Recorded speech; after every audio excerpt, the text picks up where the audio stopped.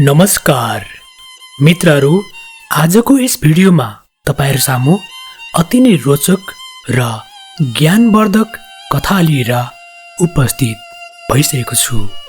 मलाई विश्वास छ यस कथाबाट तपाईको जीवनमा मिराकल चेन्ज ल्याउनको लागि सहयोग पुग्नेछ।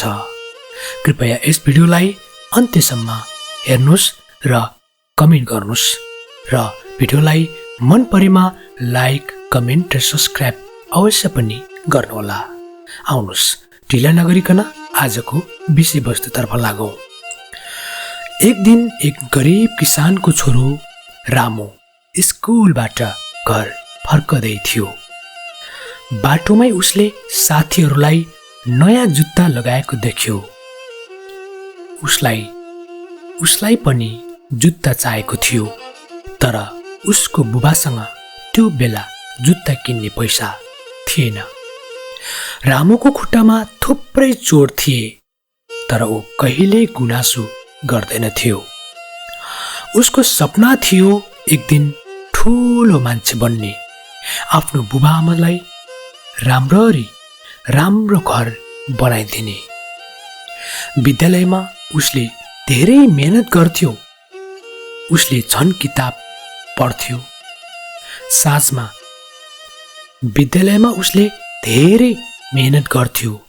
उसले धेरै किताब पढ्थ्यो।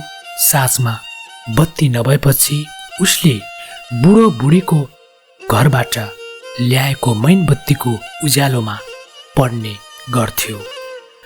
साथीहरू खेल्दै गर्दा उसले मेहनत गर्न छोड्दैन थियो। एक दिन शिक्षकले सोधे, तिमी किन यति धेरै पढ्छौ रामु? रामुले भन्यो, म चाहन्छु मेरो आमा मेरो बुबालाई अब खेतमा गहुँ बोक्न नपरोस् भन्ने चाहना छ। समय बित्दै गयो। रामु स्कुल टप गर्यो। त्यो गाउँको पहिलो विद्यार्थी थियो जसले स्कुलबाट छात्रवृत्तिमा सहर जान पायो। सहरमा उसले बिहान अखबार बाँड्थ्यो, दिउँसो पढ्थ्यो, राति होटलमा भाडा माझ्थ्यो। उसले कहिले हार मानेनन्। 10 वर्षपछि त्यही रामु जसका खुट्टामा चप्पल थिएन, अहिले त्यही गाउँ फर्केका छ र एउटा ठुलो गाडीमा डाक्टर बनेर। गाउँको सबैजना स्तब्ध थिए। उसले आमा बुबालाई अङ्गालो हाल्यो र भन्यो, म अब माटोको मान्छे होइन, तपाईको सपना बनेर फर्किएको छु। मित्रहरू, यस महत्त्वपूर्ण कथाबाट हामीले यस सन्देश लिन सकिन्छ कि परिस्थितिले होइन, सोचले मानिस बनिन्छ।